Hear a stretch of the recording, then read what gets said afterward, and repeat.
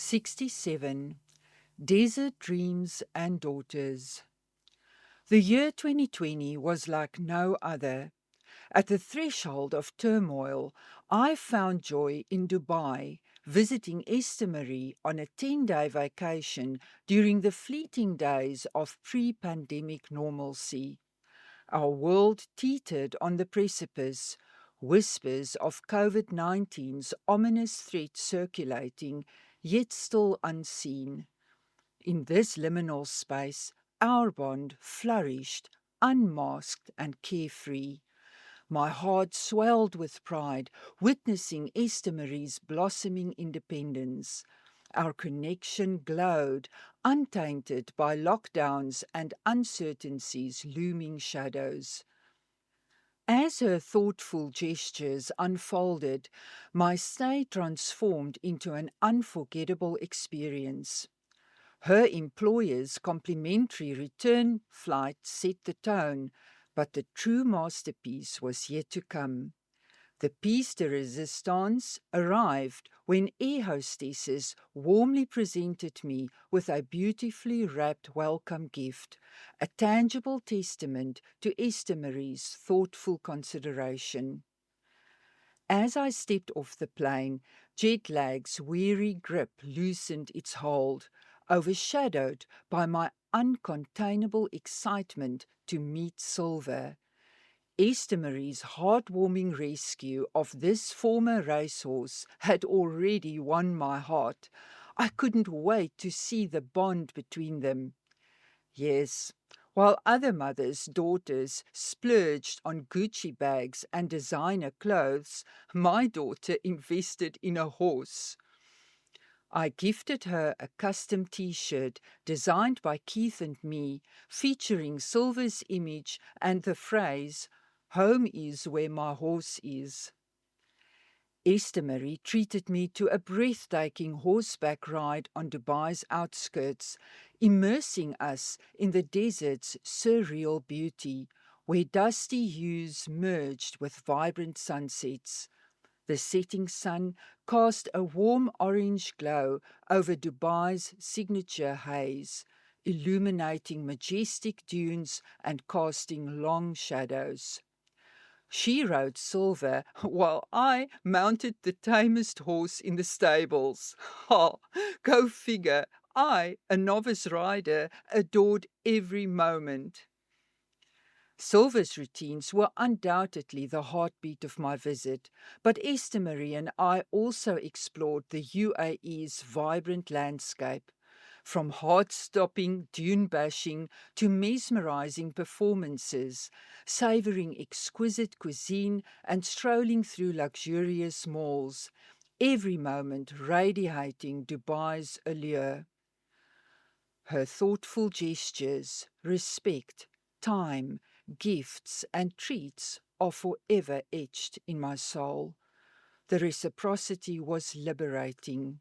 It seemed she finally acknowledged and appreciated my efforts, my open hand bridging financial gaps Henny had ignored. I finally had a child who reciprocated with kindness and generosity. Despite our complex history and lingering wounds, it felt like we were healing. The law of giving and receiving had apparently left its mark on her heart. A lingering unease resurfaced as Esther Marie's words echoed in my mind.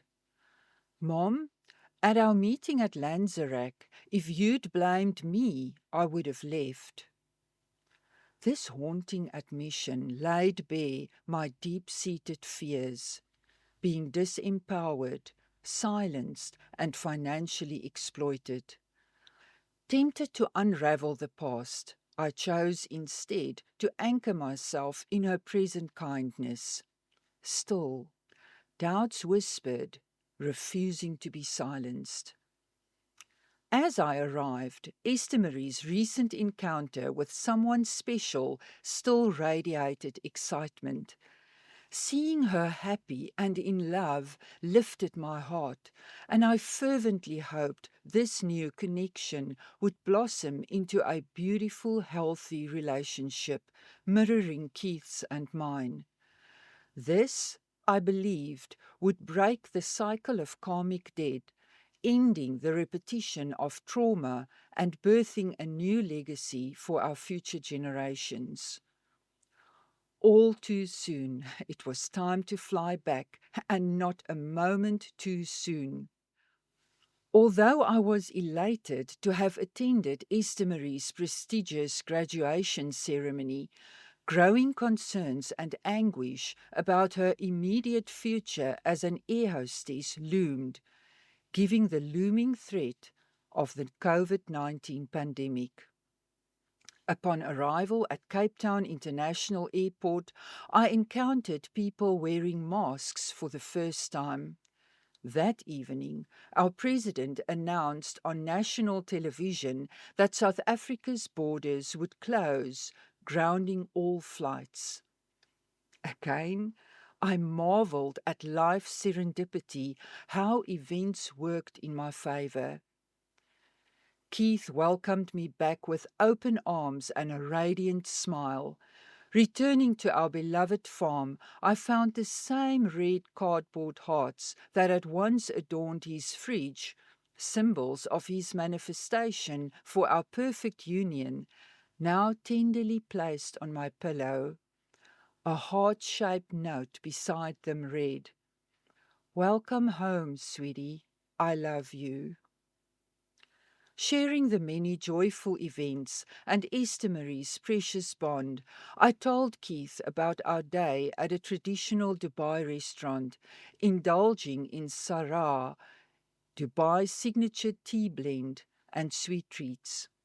But Esther Marie's words soon turned ominous. "Mom, I don't want to frighten you, but I must tell you, Daddy's been harassing me to reveal your location. He's building a case against you and will serve papers soon. Be prepared, Mom." Oh dear.